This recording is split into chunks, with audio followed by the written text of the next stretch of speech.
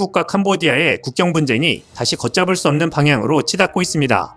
불과 2달 전 트럼프 대통령이 직접 중재해 만들어낸 휴전협정은 종이장보다도 얇았음이 드러났습니다.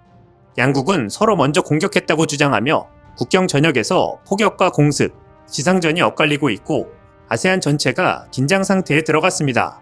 이번 사태의 본질은 우발적 충돌이 아니라 구조적으로 누적되어 온 영토 군사력 경쟁에 터져나온 전면적인 힘 대결에 가깝습니다. 특히 주목할 부분은 태국군이 최근 실전에 투입한 한국산 무기 체계들이 극적인 전과를 올리며 전장을 사실상 장악했다는 점입니다. 캄보디아가 중국제 PH-103 장거리 로켓과 러시아제 BM-21 다연장 로켓 등을 전진 배치하며 비대칭 전력을 과시하려 했지만 태국군은 이 위협을 한국산 정밀유도 무기, 감시체계, 고성능 자주포로 신속히 무력화했습니다. 이번 국지전의 양상은 단순한 국경 분쟁을 넘어 한국산 신형 무기와 중러제 무기의 정면 충돌이라는 군사적 평가까지 나오고 있습니다. 아래에서는 이번 사태의 발단, 전개, 그리고 트럼프 중재의 실패, 그리고 무엇보다 태국군이 어떻게 한국산 무기로 전장을 주도했는지 자세히 살펴보겠습니다. 태국 캄보디아 국경은 오랜 기간 긴장과 갈등이 반복된 지역입니다. 특히 프레아비이어 사원 주변 영유권 문제는 수십 년 동안 양국의 정치적 민감지대로 남아있었고 지난 7월에도 대규모 교전으로 최소 48명이 사망, 30만 명이 대피한 바 있습니다. 그 충돌 이후 트럼프 미국 대통령이 양국의 관세 협상 중단이라는 압박을 걸어 휴전 합의를 이끌어냈지만 이는 양측 모두 내심 받아들이지 않은 임시봉합에 불과한 합의였습니다. 이후 10월 트럼프가 아세안 회의장에서 감독하듯 지켜보는 가운데 양국이 휴전 문서에 서명했지만 실제 국경 지역에서는 군사력 증강이 이어졌습니다. 캄보디아는 중국의 군사 지원을 바탕으로 PH-103 장거리 로켓 등을 배치하며 태국 부리람, 수린 인근 민간시설까지 사정권에 넣었고 태국은 이를 레드라인으로 규정했습니다. 긴장은 겉으로만 잠시 잠복한 상태였으며 폭발은 시간 문제였습니다. 결국 최근 캄보디아가 국경을 넘어 정찰 포격 활동을 확대하자 태국군은 민간시설을 향한 직접적 위협이라며 즉각 반격에 나섰고 이를 시작으로 양측의 무력 충돌이 빠르게 확대됐습니다. 태국 아누틴 참비라쿤 총리는 더 이상의 협상은 없다고 못 박으며 이 사안을 철저히 양자 문제로 규정해 국제사회와 제3국의 개입을 배제했습니다.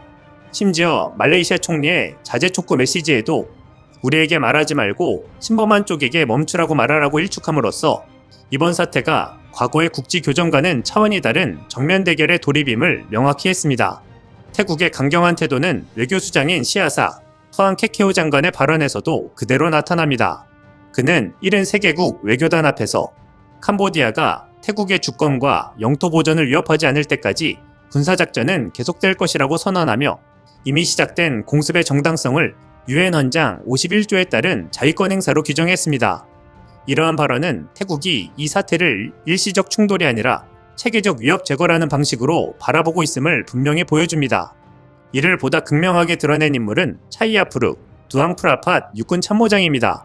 그는 우리 아이들의 안전을 위해 캄보디아의 군사 능력을 장기간 무력화하겠다고 말하며 단순한 보복이나 경고 차원의 대응이 아니라 캄보디아군의 장거리 전력 자체를 지속적으로 제거하겠다는 전략적 목표를 노골적으로 드러냈습니다. 태국이 이렇게까지 단호해진 이유는 명확합니다. 태국 국방부는 캄보디아군이 중국제 장거리 로켓 PH-103과 소련제 BM-21을 전진 배치해 태국의 민간시설까지 타격하려 했다는 첩보를 공개했고 이를 국가안보의 절대 레드라인으로 규정했습니다. 특히 PH-103은 최대 130km까지 사거리가 닿으며 이것이 실제로 태국 영토 깊숙한 곳을 위협한다면 이는 단순한 국경 충돌을 넘어선 전략적 타격으로 이어질 수밖에 없습니다. 태국은 바로 이 지점을 캄보디아의 도발의 본질이라 규정하고 선제적 제거를 명분으로 캠페인형 공습작전을 개시했습니다. 여기서 특히 국제사회의 관심을 끈 지점은 태국이 이번 상황에서 보여준 정밀 타격 능력의 향상입니다. 특히 태국 공군이 운용 중인 한국산 KGGB 유도폭탄이 다시 주목받고 있는데 이는 태국이 과거에 도입해 실전 배치해온 무기체계입니다. 이번 긴장 국면에서 태국 공군은 로켓 저장고나 지휘소 등 전략적 목표를 정밀하게 타격할 수 있는 능력을 갖춘 것으로 평가되고 있으며 그 과정에서 KGGB 같은 GPS INS 기반 유도무기가 태국의 핵심 옵션 중 하나로 분석되고 있습니다. 사거리 약 100km급의 유도폭탄을 보유하고 있다는 점은 태국 공군이 전통적인 무유도 폭탄으로는 수행하기 어려운 원거리 타격 능력을 확보하고 있음을 의미합니다. 이로 인해 캄보디아의 PHL-03이나 BM-21 같은 장거리 로켓 전력이 정확도와 생존성 측면에서 공군의 정밀 공습에 상대적으로 취약할 수 있다는 점이 전문가들 사이에서 지적되어 왔습니다. 즉, 이번 사안은 캄보디아의 재래식 장거리 로켓 전력이 가진 넓은 타격 범위 대비 낮은 정확도 구조가 정밀 타격 능력을 갖춘 제공권 기반 공습 앞에서는 근본적으로 불리할 수 있음을 드러내고 있다는 평가입니다.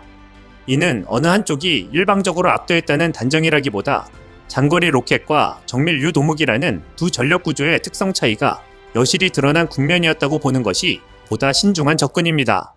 태국군의 이러한 군사적 우위는 이번 교전의 양상을 결정짓는 주요 변수로 작용하고 있습니다.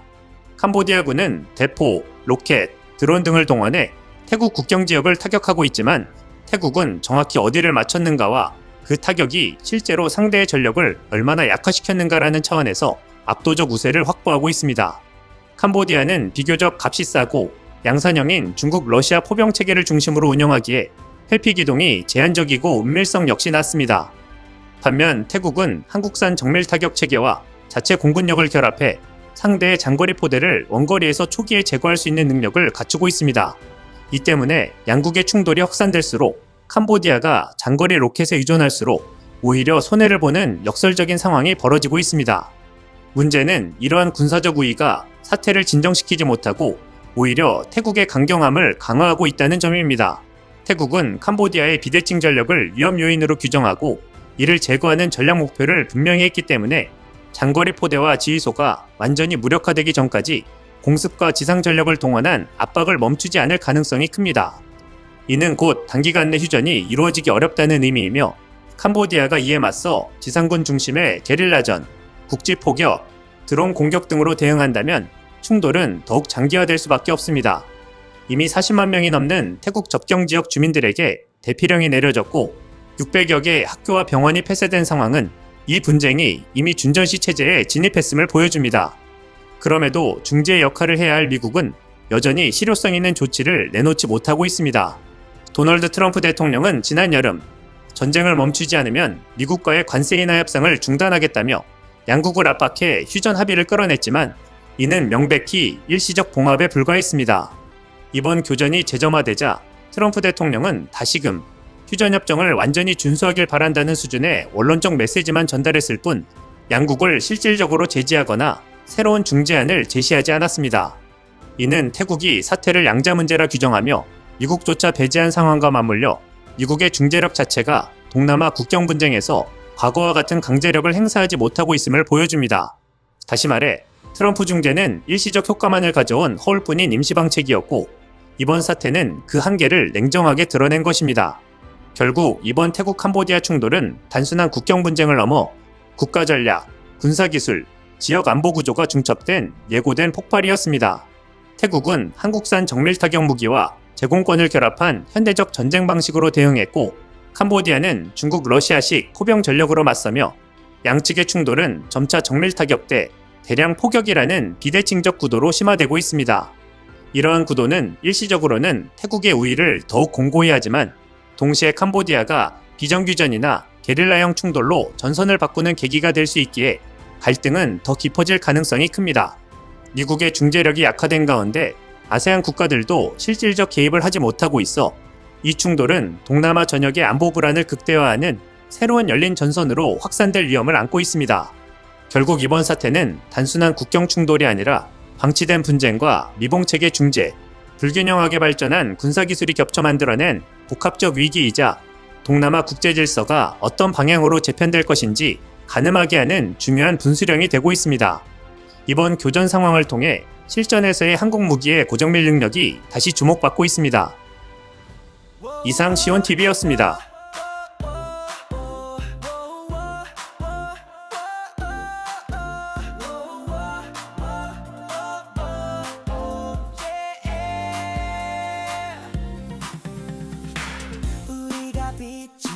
세상을 비춘다 한마음으로 외쳐 진실을